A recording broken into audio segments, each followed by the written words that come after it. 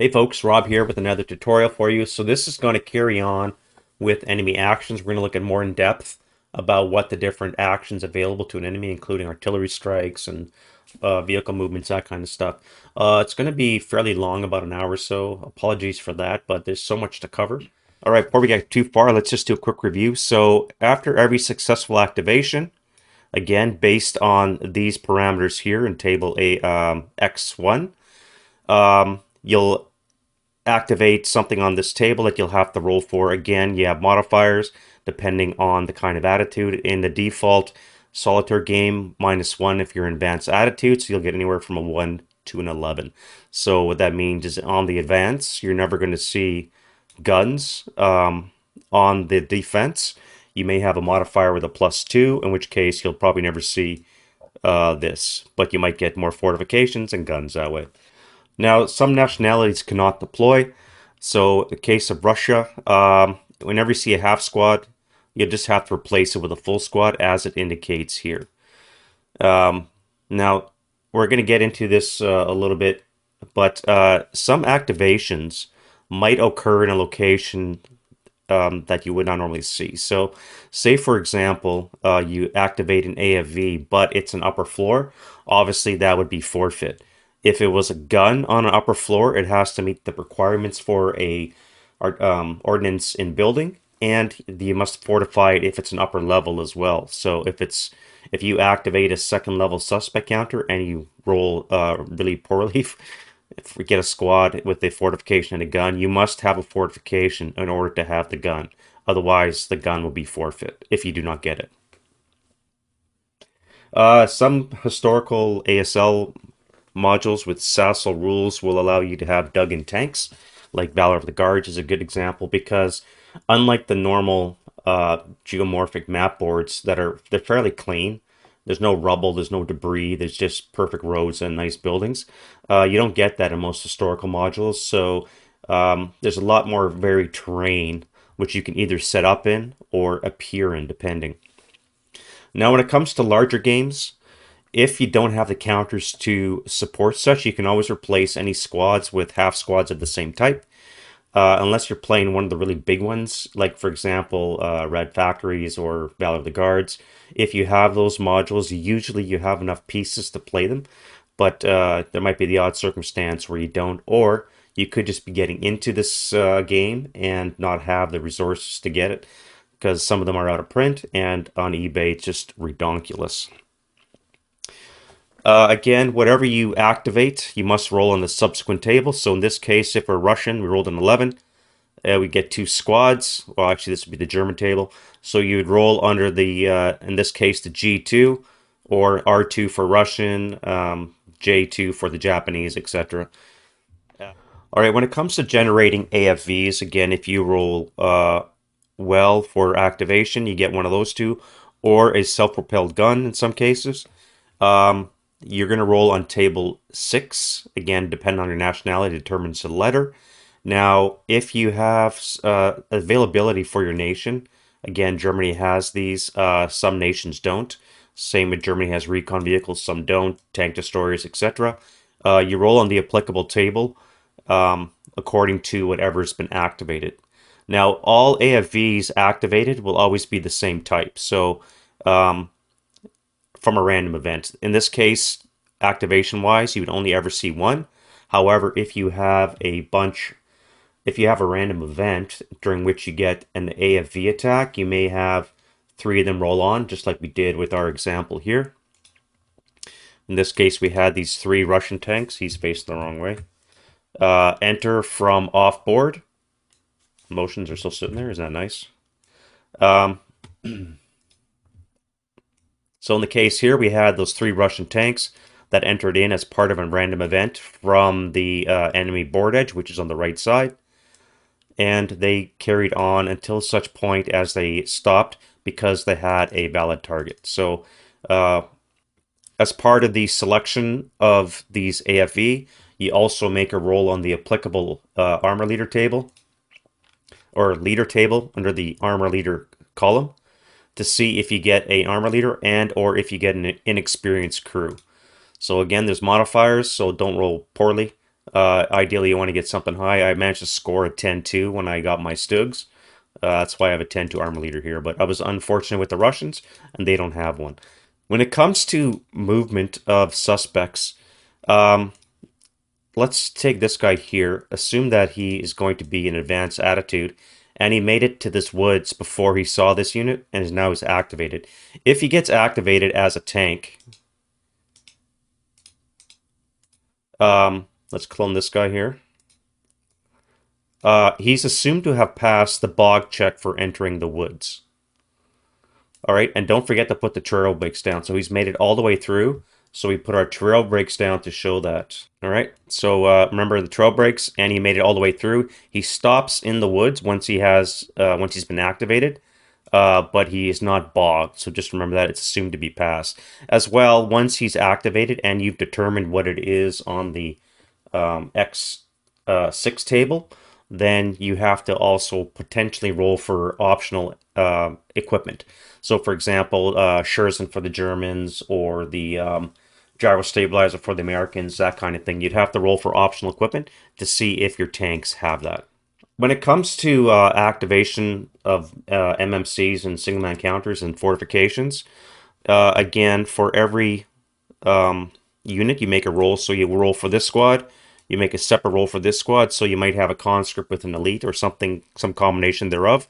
Remember that typically, because of the special forces rule in solitaire, that if the first unit you generate, say it's the Germans, and the first unit you activate is 658, every other unit's going to be a 658. You're never going to have a mixture of 658s and 4 through 6 conscripts, for example. So the minute you draw a special forces, again 12.22, all units like that are going to be the same. So whether it's 838s or 747s or 458s for elite British, etc. Now we have our two attitudes, hold and advance. When it comes to fortifications, remember that. So if we activate, say we roll a final 4, we've activated a squad leader, fortification, and a support weapon in this counter right here. So the first thing we do is roll for squad under the applicable table. We have a 6, so we check it. Again, we're going to be Russians. And a 6 is going to give us a 4, 5, 7. If it's 42, it would be +1, so that would still be a 4, 4, 7. Excuse me, 4, 4, 7. Now, you roll for the squad first, because if we were to activate one of these two, 458 or 628, because they're elite, they would give us a -1 for any MMC on subsequent fortification type, which comes into be very important when you're into things like buildings. So, for example, we have a unit here. We said we're going to get a squad leader fortification support weapon. We already know we got a 447.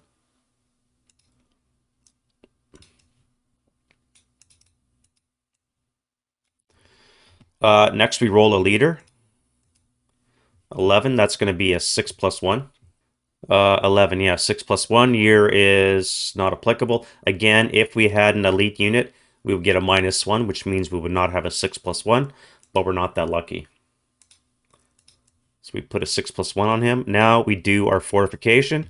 Again, this is 1 die on this table A5. So here we have a 3, which means we have an entrenchment. Now, because this is a building, all we need is a modified 4 or less, and it becomes fortified. So this is a fortified wooden building. All right, and lastly, we roll for a support weapon. So a 11 and a 12. I tell you. All right, 42 at 12 could be a 50 cal or a heavy machine gun. And we get a heavy machine gun. All right, in this case, we only have the 1 unit. So the 1 unit will get it. If you have multiple units, like say we had a 426 in here as well, the unit that has the highest BPV, which would be the 447, gets the weapon. So just remember that. Again, we're going to cover that later on. So let's go back to fortification. So we've, in the defensive, if we got a modified 4 or less, then we have a fortified building location. So we have a unit here in the woods. Let's roll for activation. So we got an 8, 8 gets us a squad. Let's make it a squad. Let's give it a 4 again. All right, we'll pretend we just rolled a 4. So we're going to have a squad leader, fortification, and support weapon. So we rolled a squad first. Again, 7 is going to be a 447. We get a leader. We have a 4. That's great. 4 will get us a 9-1. Very good. And now we do a fortification. So we rolled a 6. Let's assume that we did not do that. Let's ignore that. We'll roll a 2.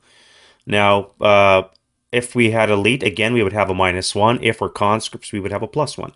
So in this case, we rolled a 2. 2 is an entrenchment. And since we're a squad, we get a squad size foxhole on top of us. And that's basically the way activations work for suspects in the hold attitude. Now, if we move this to here, let's assume that this road doesn't exist. And actually, we'll go here. And we're going to put a wall in. Assume that there's a wall in this location.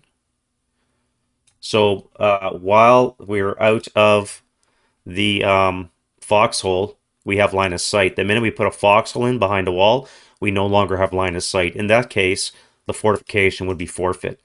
So we would always have our line of sight so we can fire our 4 firepower down, probably 3 because he maybe moved assault, not assault in the open.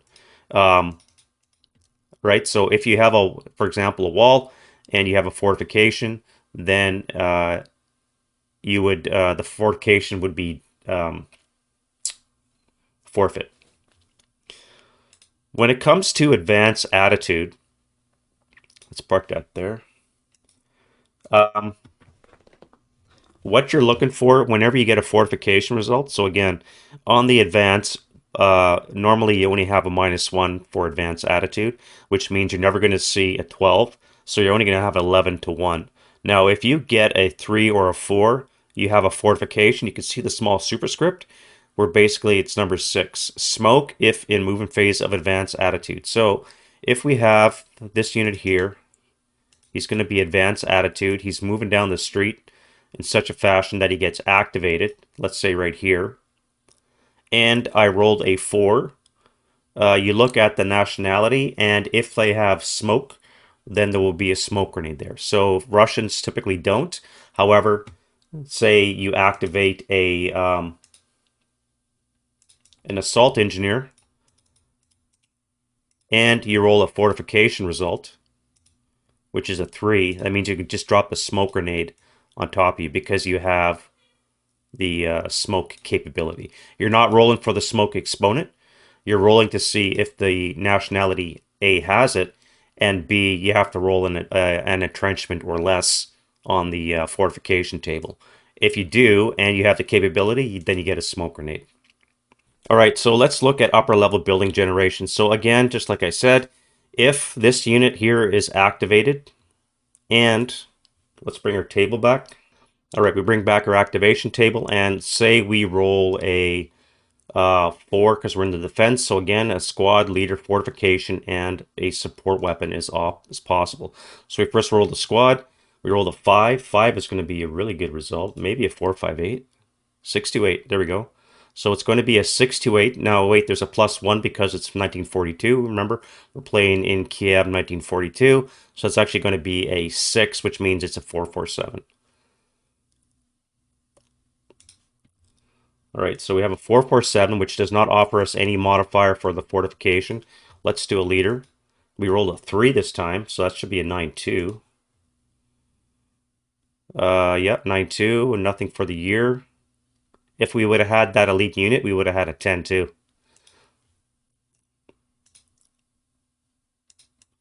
All right, now we have to roll fortification. So again, we need a 4 or less.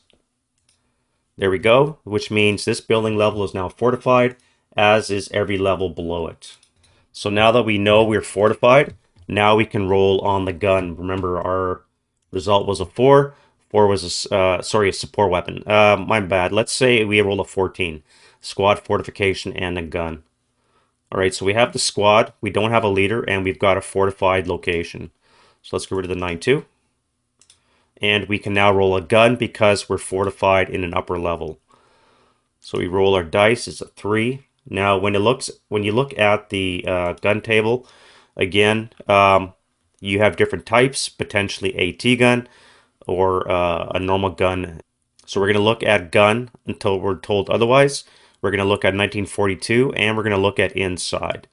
So that 3 is going to give us a 76 infantry. Now remember, there are minimums required to have a gun in a building, especially when you're talking upper levels. It first of all must be fortified, and secondly, you must have 76 millimeter or less in size. So the 76 fits it, and typically the table is made with that in mind. If it's inside, it's going to meet the parameters. Now there are weird stuff when you get to the outside. Again, when you start talking about some of the historical ASL modules from a solitaire perspective, you may have an opportunity to have mortars inside a building because you might have a roofless factory, for example. So in some of those non-standard games, you might have different variables, but you're basically looking at the inside in this case. And we got a 76 infantry.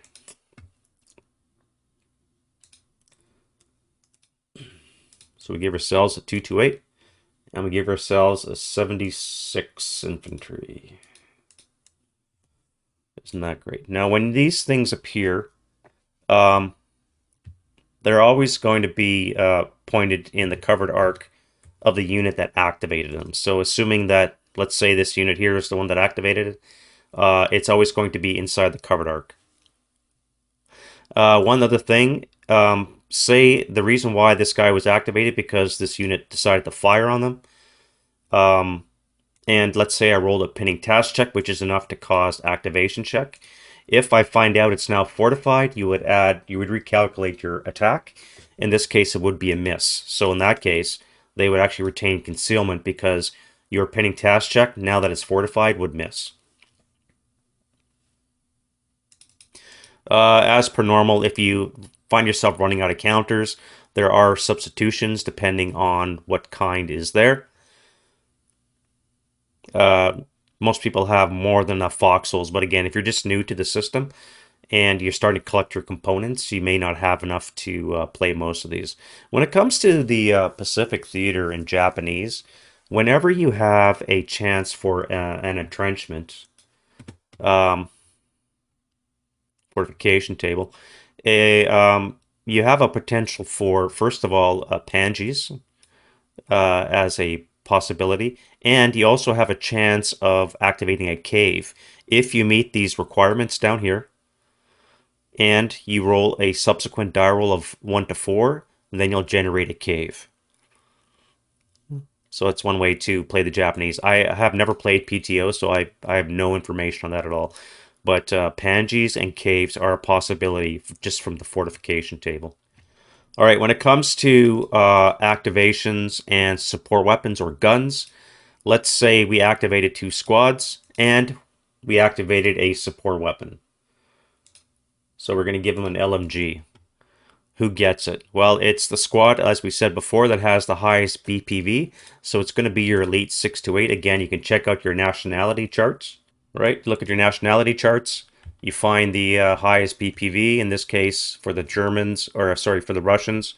A 628 is a 12, 447 is a 7. So again, in this case, it'll be the 628 that gets the support weapon, whether it's an ATR or mortar, what have you. Again, if you have, say, for example, a 426 and a 628 and you generate a mortar, I would not be averse to switching it so that the 426 would get the mortar. Let's make him a 426. Rather than the higher quality 628. I'd rather do other things with him than just man a mortar. So again, I'm inside a building. Typically, in this case, if you look at the second bullet, a 60 millimeter would actually be replaced with a medium. Again, I could give it to the 628 or the 426. Typically, it's the one that's got the highest BPV. So we rolled a mortar. Let's give him a medium instead. And this time we'll give it to the 628. Again, you can bend the rules, what you think is in the best interest of the unit, depending on what's generated. When it comes to weapons, remember, if you're talking paradrops, which is a possible, I think it's a 76 on the random event table, you might have an enemy paradrop, in which case all support weapons must be dismantled as per normal. And should you activate a mortar in a building or bunker, again, typically the charts are designed to not do that, but there might be the odd case where it does work out that way, that you get a mortar inside a bunker or a building. In which case, if you were to get, for example, an 82 mortar, you would replace it with an HMG if it's inside a building or bunker. Remember that upper level requires that fortification result. If you fail to roll fortification, then there's no point rolling for a gun because you cannot put it up there. Guns can also be emplaced. So if you activate a gun here, for example, remember the emplacement rules. You can set up hip, and unless he rolls a 5 or more on the colored die, he would not lose his concealment. Obviously, you cannot set up in prohibited terrain. Now, if we were in the advance phase, if we have a suspect in advance attitude, again, let's use this guy here. We'll make him advance. He comes to this location. He spots an enemy and he becomes activated. And we generate a gun again because of the tables. Because of the tables, if you're on the advance with standard rules, it's a -1, which means you're never going to see a gun. But there might be the odd chance, right? Again, depending on what historical module you're playing. But if you're playing core solitaire, then you'll always have a -1. You'll never see a gun in the advance. If for some reason you do, it must be of the quality that is quick setup. So in this case, we have a quick setup gun. So we could, for example, generate a gun in this location with a quick setup. If it's not quick setup, if it's too large, then it must be limbered. Again, typically this might occur because of a random event, not your standard play, and that random event will usually dictate whether or not you get some kind of vehicle to carry it because it must be limbered. So it's just one of those weird situations that might crop up periodically, but generally speaking, if you're on the advance, you should never be activating guns. And as we said, you must face the enemy that activated you when you are put your piece down. So even if you have enemy down here, and for whatever reason it was not enough to activate you and you see an enemy, you must be facing the direction of the enemy that activated you. Alright, so we're going to carry on with enemy actions now. So each activated enemy unit gets an action die roll. Again, you roll on the action table for the attitude. If you're advanced, obviously the left. If you're hold, on the right. And you do one die roll per location, barring different unit types. So, for example, we have a gun here with a squad. You would roll separately for the gun and for the squad. As a general rule, you work from the north to the south, and then the friendly board edge to the enemy board edge, just to cover all your options. So again, you're always going to work towards the friendly board edge, working from top down. So first thing is if we're in the German movement phase, and we want to move this unit here, he's going to assault move into G1. And now we have a tank here that is in position to fire on him because he's going to keep tracking him. So we look at our action die roll, which we rolled at 12. So that means that they panic. Now, if you're in platoon formation, this is one of the exceptions to the action die roll. Normally it's 1 per unit. However, because they are in a platoon formation, all you need is 1 roll. So we're not going to use that boxcars because that's just ridiculous. We want to actually see some action. So this time we rolled an 8, so we did not panic. And therefore our tank can fire. Now we look at our modifiers, +1 buttoned up, +1 for line of sight for this tank, and then +2 for the building. So it's going to be a total of +4 with a -1. So a net +3. And we're going to use our machine gun first. So we have a 4 firepower machine gun. Up 3. Right, so it's a 7 on the 4. Should be a pinning, which they're fine. We're going to ignore the snipers for now. and then we'll fire the main armament as well. Or sorry, that should have been a +4 because we're not tracking the machine guns. So it will be a +3 for the main armament. All right, that's going to be a miss. So we've acquired twice. Now, because this one unit moved, and I do have line of sight to this unit, I could always switch my fire and my covered arc, etc. But I'm not going to. I'm just going to keep firing on here. I've already acquired, so it makes sense. This guy is actually facing the wrong way. He should have faced that way because he needs a target to stop. So he should have been targeting this guy right here. And now he's facing the way. However, I'm not going to fire him because it's going to be a net +5. And he already needs an 8. So a 3 or less to hit on the main armament is not good, let alone a +5 on the 4 table. So this guy here is not going to fire. This one's going to wait for the defensive fire phase. And let's say that we move to that right now. So we're done with the friendly movement. That's the only one that moved. Now we can do the rest of our actions. Again, we go from top to bottom, left to right. So these guys have already activated because of him. Again, because of platoon formation. So we can fire this before into the wood rubble for the machine guns. So that's a miss. And then we need a +2 from A would be a 6 or less to hit. And we miss as well. So we acquire twice. But at least we didn't break our guns. Again, I could choose to fire this one, but the modifiers are just ridiculous, so I'm going to forgo that. Then we go down, so our next victim would be this guy here, except he's DM'd and he can't do squat. So we're going to go to this guy here.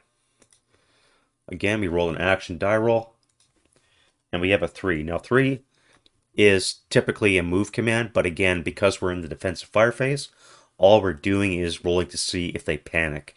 In this case, they do not, so they are able to fire if they have a target, and we do have a target here. So let's give them a fire command. All right, so we have a 7.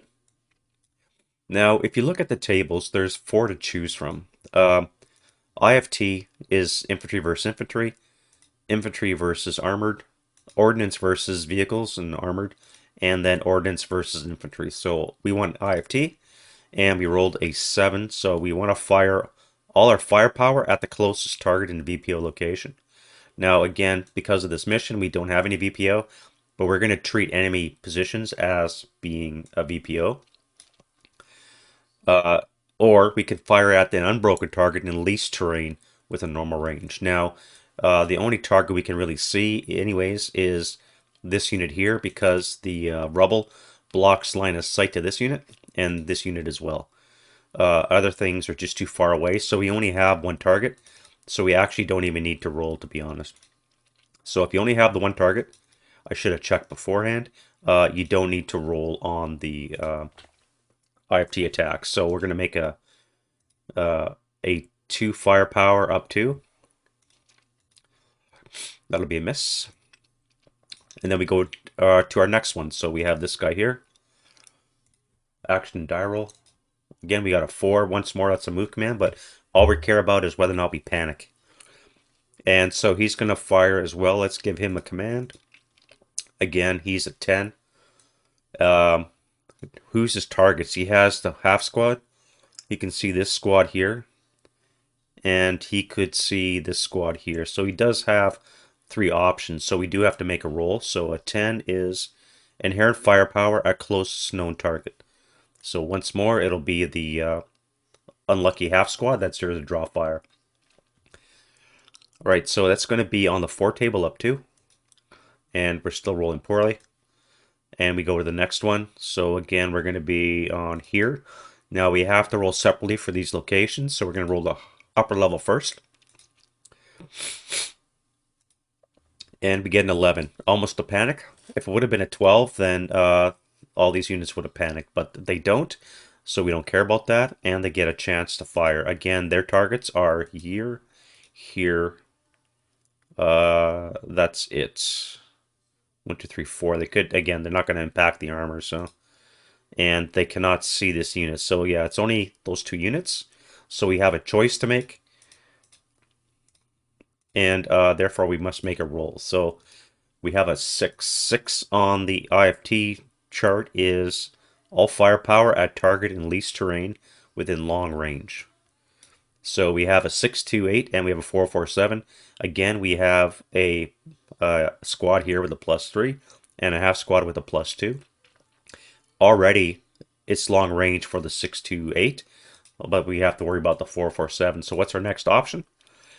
Closest location with most known targets. So we go to closest next, which once more will be the actually we have a choice now, and so therefore we can choose location with most known targets.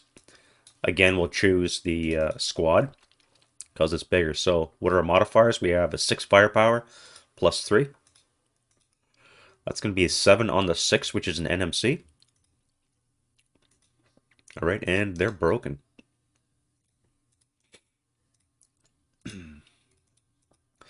Now we do the bottom floor. Again, just one roll for both. And we have a 10. Again, we just care if we panic or not, and we don't. So he has, once more, 2 targets, so we have to make a roll to see what he does. And we rolled a 5. So this time it's fire all firepower at closest target in a VPO. Again, we're going to treat this building as a VPO. And so we have 2 options. What's next? Closest known. Again, 2 options. Location with most known targets. So once more, it'll be on the full squad. So we're going to fire 2 firepower. We're not going to use the leadership. If you have a +1 modifier, you can not use it for the enemy. So we're going to be at 2 up 3. And no results. So that's done. Then we go to our next unit. Here we have a squad and a gun, so we must do separate rolls. Now we have a priority list here. We have infantry possessing a functioning gun. Next is a heavy weapon, which in solitaire is any portage point that's 3 or more.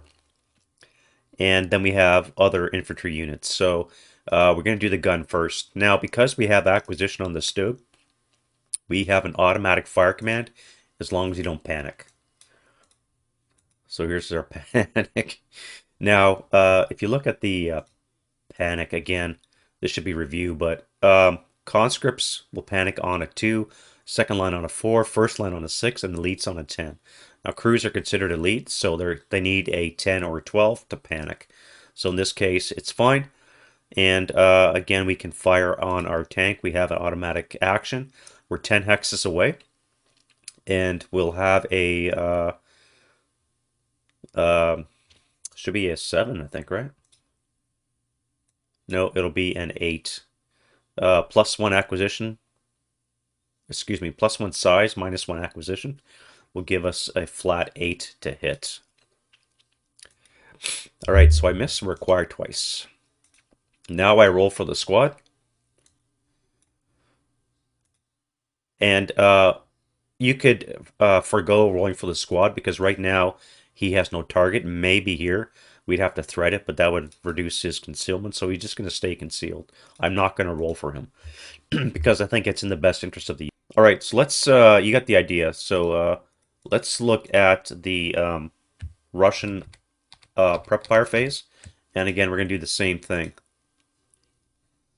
We'll get rid of the preps, any defensive, any pins. All right, and we go through the same thing. We'll skip the route phase for now. Not that we could route or rally anyways. We do have a self rally for the Russians. He is DM'd and he is considered an 8-0, I believe.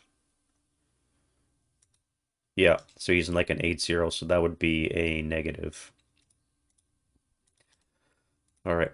All right, so we're in the Russian prep fire phase. Now we have to roll action again, top to bottom, left to right. So first thing is the tanks. They get 1 roll for them as a platoon, and they have a move command. So because once they're activated, they assume the prevailing attitude, which is hold. They are under the hold command. So we look at that. And a 4 is going to be a move. Now we look at the superscript 2. And a mobile armed vehicle fires if it has a target. Otherwise, it does nothing. So that does not apply to us. We are in motion, so we are going to move. So we'll, for now, we'll put a move counter on them.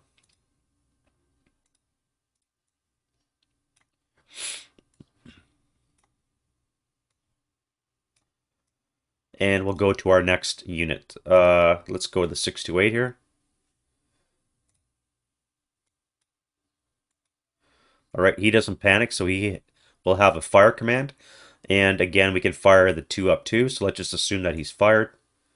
And we'll go to this unit here. Again, that would be an entrenchment command. So in this case, we look at the superscript number 6. And we have an infantry MMC with the target fires if already entrenched or if not in an eligible location in which to entrench. If I have no target, then I have to move. So in this case, I do have a target. I have 2 to choose from, an unbroken half squad and a broken squad. So again, we'll assume that he's fired. And again, you continue all the way like that. So let's go to the movement phase. Let's give this unit down here a move command, assuming that's what he rolled. And of course, our fearless 50 cal has prep fire to no avail.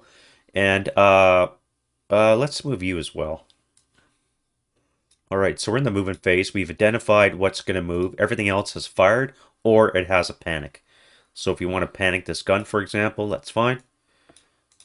In which case it loses this because you're not in good order. Now we go to the movement proper, and again we have a sequence. Say, for example, this unit was Berserk, and the 6+1 joins him. As an automatic command, they would always move first in the movement phase. So it's always Berserk, followed by your human wave, followed by the rest of your units. So in this case, they would be the first ones to move. All right, so we give them a panic die roll to see if they panic. They do not, so they're immediately going to get on their bikes and they're going to charge the closest unit. Again, they have 2 to choose from. We have a broken squad and we have a half squad. So let's move them out. So that'll be for 1. Now, nothing is closer, so you can come to here. We do have these guys here that will probably defensive fire. So let's give our guys a command die roll, see if he can make it, and he does. So he's in command, and he can defensive fire with his shitload of firepower 24 table. +1 for the vehicle, -1 for non-assault, so on the 24, down 1. All right, so we have an 8 on the 24, no rate. Oh, wait, I do for the heavy. So an 8 on the 24 gets us a 2 morale check. And I got rate on the heavy. So 2 morale check for you, so you need an 8. Which you fail, so you're wounded. Yeah. And you needed a 8 as well because of the 2 check, so you are actually casualty reduced. All right, so they continue their move, and we'll enter into with the broken unit. Again, because I have rate and they move closer, I can always final fire with my squads and the heavy. So again, we're going to be paying +1 for the vehicle, 3 for the building, -1 for non-assault, and -1 for my leaders. So it's going to be a net +2. And we're going to fire 4, 8, 12, halved at 6, +7 will be on the 12 table with a +2. All right, so that's horrible. And therefore they're going to be able to enter. Now we could have turned the tank and fired. We could have fired these guys, but let's just assume that they make it in there. If for some reason, let's roll a command for this guy here. So we know he didn't panic. Now we're just going to give him a move command. So that's a 10. Now a 10 on the hold attitude is going to be if 3 good order targets exist, assault move into a higher TEM.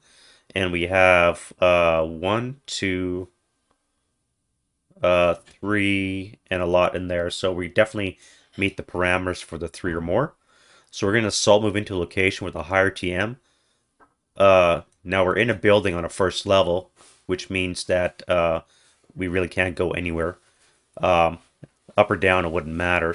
And so therefore we look at the next point, which would be out of LOS of all friendly units. For whatever reason, the system wants us to move back. So we can go back here. Maybe we'll be able to gain concealment and move on that way.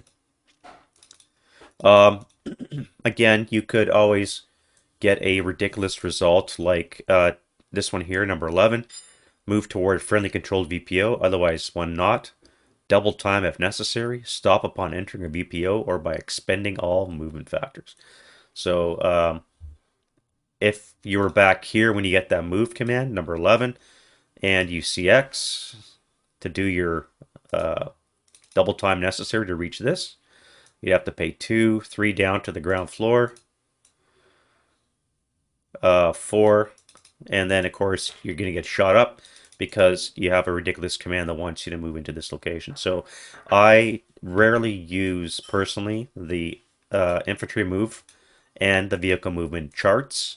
I'll sometimes roll on them, but I don't actually use them more often than not, just because again the quote unquote AI isn't uh, robust enough, and it gives you some weird decisions sometimes. If for some reason you're unable to do double time, for example, there's a canal or some kind of water obstacle or something, then you would just forgo that result and just use normal movement. And then finally, when it comes to overstacking, so in this case here, let's not fire, let's move him. We have 2 squads, and we have a squad here. This is a stairwell which this squad needs to use because it's, let's say it's Berserk, and it needs to charge as well. So it has to come in here. Right now we're at 3 squads. That's fine. If, on the other hand, we had a second squad that was Berserk, we would be overstacked, and therefore we would not be able to go to this hex. We would have to take the long way around to this one here. Again, up on the first level for 2, down for 3, and then we come out here for 4 to carry on with our merry charge. But we would not be able to overstack. Now, the exceptions, of course, are human wave because of your limitations. Um, but usually, a location with 2 squads or 2 suspects will usually become a prohibited location. Now, should for some reason you end up your movement phase overstacked, in the advance phase, somebody's moving.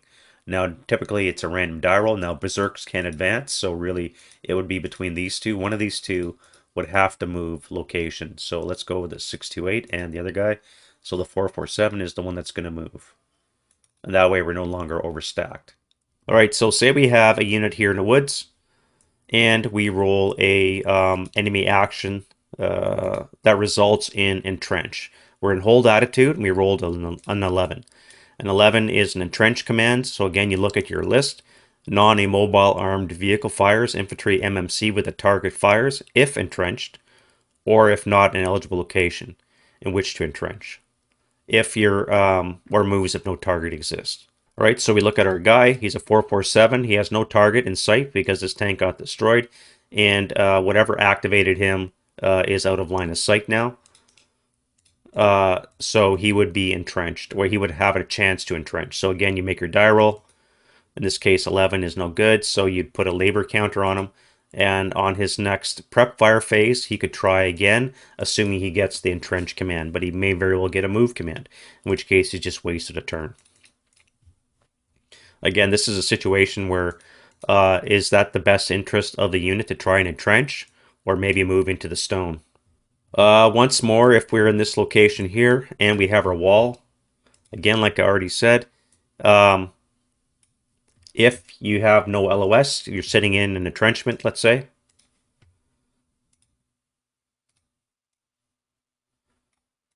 and you get a fire command, again, you look at your table and you just go through the list. So we got a fire command, we look at the superscript 4. If no target exists, a non-immobile armed vehicle moves. Infantry attempts to entrench, otherwise the unit does nothing.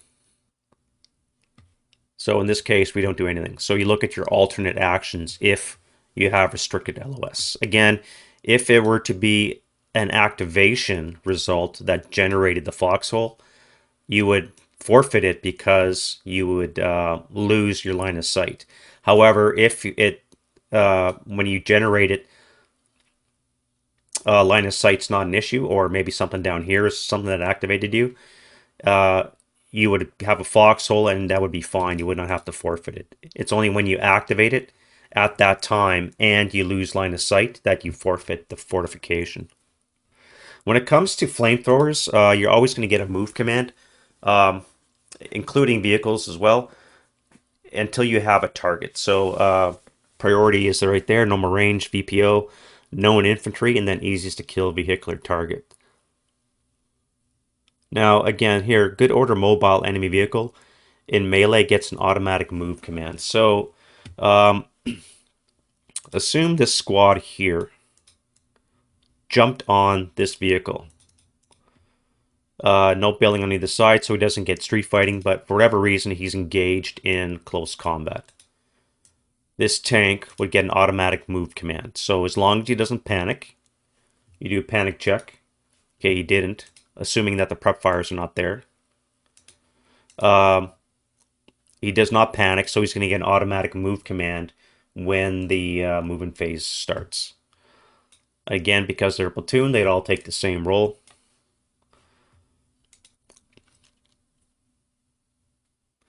If he was in motion and he did panic, then he would come to a stop. Right, so he comes to a forcible stop. He spends one movement factor to stop, and he becomes immobile. So now he's much easier to kill. These ones as well.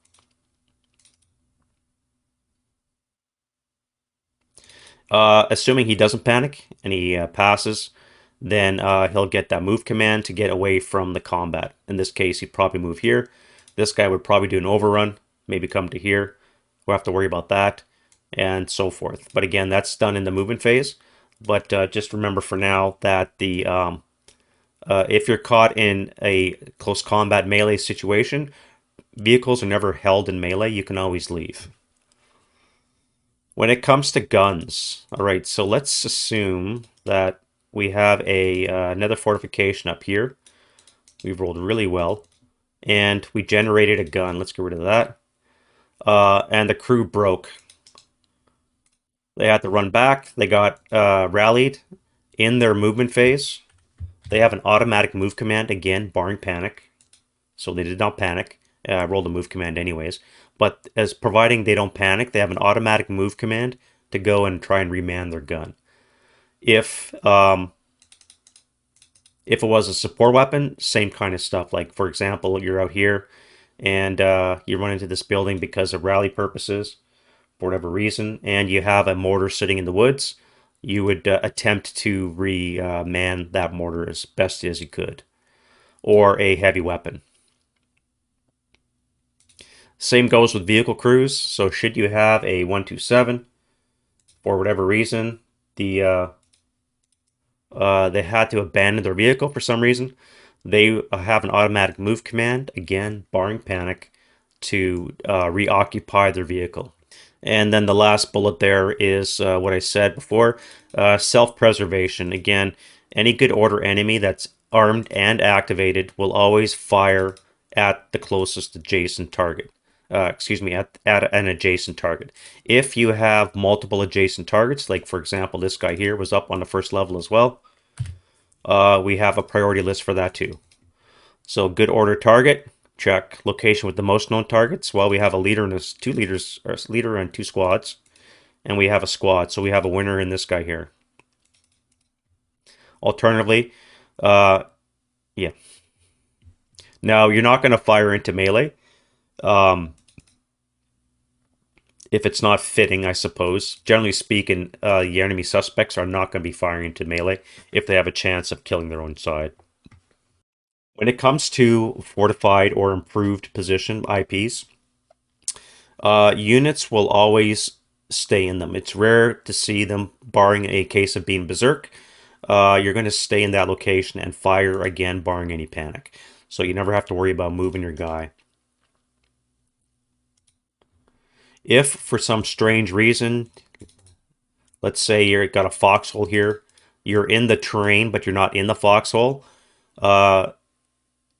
you may want to, again, depending on your action, barring panic, You may want to occupy the foxhole, in this case, absorb any defensive fire, and then you can fire back in the advancing fire. At least you have the protection of the foxhole. That's about the only case for that. If you're walking, again, Russians are bad for this because their weapons don't dismantle. Well, the 50 cal does. If you're given a choice, obviously you're going to assemble the weapon as soon as possible, especially if a target is available. Now, if no target's available, say this 50 cal was back here somewhere, you have no target, then you'll carry on a normal action. Let's put our vehicle back here, and we'll give it acquisition. Our Russian gun.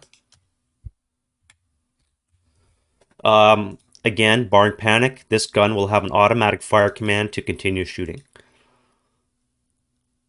Once this tank is no longer good order, again, if we destroy it and say we maintain rate, at that point you could switch fire if you had a target. In this case, he doesn't because the tank's the only thing that he can see. So once this unit that he's firing at is no longer good order, you'll switch targets, provided you obviously have rate of fire. And as well, you'll also track. So when you track a vehicle, again, air quotes here, the Russian doesn't know what you're doing. He doesn't know that you're going to go to E7. So the minute you spark up, he's going to attempt to take that shot. He's not going to wait for you to move and then be out of the line of fire. Right, so you want to give the enemy as much advantage as possible. Unlikely that you're going to come traipsing up the garden path. You're just going to walk into shit. So the Russian will take this opportunity the minute you spark up to take that shot at you. And good order leaders, like this commissar, will always typically move. Even he has got two options. In this case here, he could stay and help direct their fire, or he could advance back and help this broken leader. Typically, it's self-rally. You're not allowed, or you wouldn't be allowed to do that. Again, he's like an 8-0 because he's wounded. However, if you want to save your commissar, or if you have more broken units back here, say this guy's gone. You may want to move your leader. Typically, that's your direction. You're going to go back and try and repair your broken dudes. Obviously, you got to worry about fire and stuff. You want to move as smartly as possible. In this case, you go 2, down 1, and then 3 or 4, and then 5, 6. Maybe you get shut up on I6, but again, it's something that you'll have to take into account. Typically, you're going to move towards a broken unit whenever possible, especially commissars, because you can get rid of the DM. Yeah, anything that's not capable of self-rally, you'll move towards. And if you have no broken units, then you're just going to direct fire if possible. Again, to keep from cowering. The only time you wouldn't is if you have that 6+1. You can ignore his direction. That we're not excessively penalized. Now, when it comes to movement phase, again, or sorry, the advance phase, you have an option. You could stay where you are, knowing that these units are right here, or you could advance back and anyways and try and recover that leader, and or wait for these guys to break and route back to you. Lastly, if you have, say this guy here is a half squad, for whatever reason he got casualty reduced, we'll give him a brother, and they're in the same location with the leader is going to recombine them. And then finally, because of the limitation with leaders, again, this is, I'd probably say abnormal to have this many leaders. We got 1, 2, 3, 4, 4 leaders for this number of Russians is probably a lot. But the rules allow the system to self-rally 2 MMCs that are not capable of self-rally. So at any point, you can try and rally 2 broken units, again, using this priority list. And there we have part 1 of enemy actions. So that was, again, just to look at the different things that could go on the enemy side. And we're going to have another video, part 2, which is going to consist of the actual phases of a player turn that the enemy will have to do something in each of those phases. And that'll be another long video. Again, apologies for that. If you made it this far, let me know down in the comments, please. We'll see you guys next video. Bye-bye.